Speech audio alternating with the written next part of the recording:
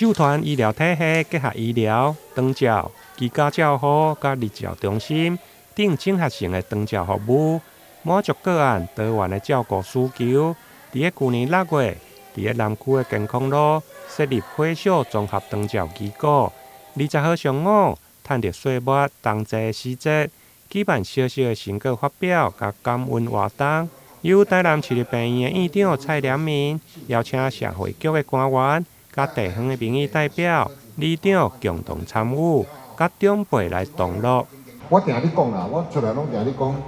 啊，着闹会吼，就是爱加减当变高人啊，学二娘，毋当伫厝学白相，安尼啦。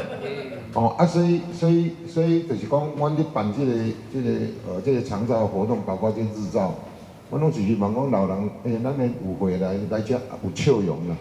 互伊加学物件，加减当安尼吼，变高人吼，毋通讲咱像我遮是一个拖老手尔，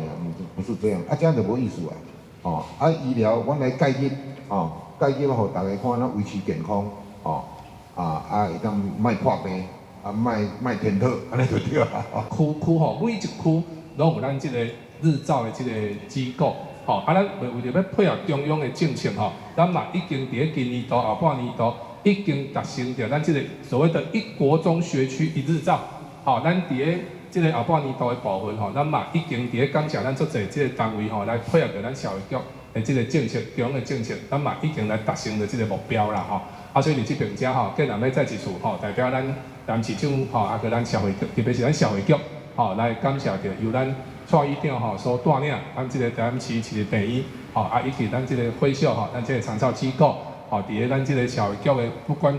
各项的即个社福利的部分吼，甲咱配合非常遮尔好吼，尤其甲咱即个长辈时代吼照顾遮尔好吼，互大家吼更较有活力。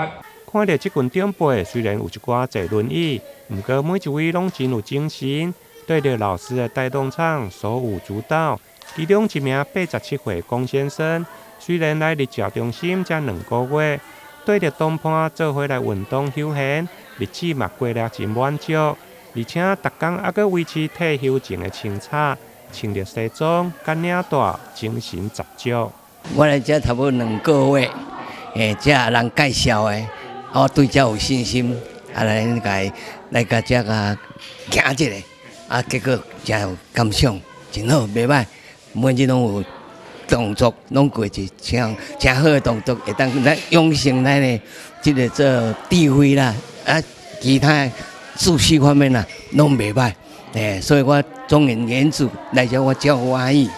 就满足。活动中，院长嘛甲日照中心的长辈做伙来耍游戏，因为过2天就是冬节，日照中心嘛特别准备圆仔，互每一位贵宾甲长者。提前感受冬节圆的节庆温馨。台南新闻林根采访报道。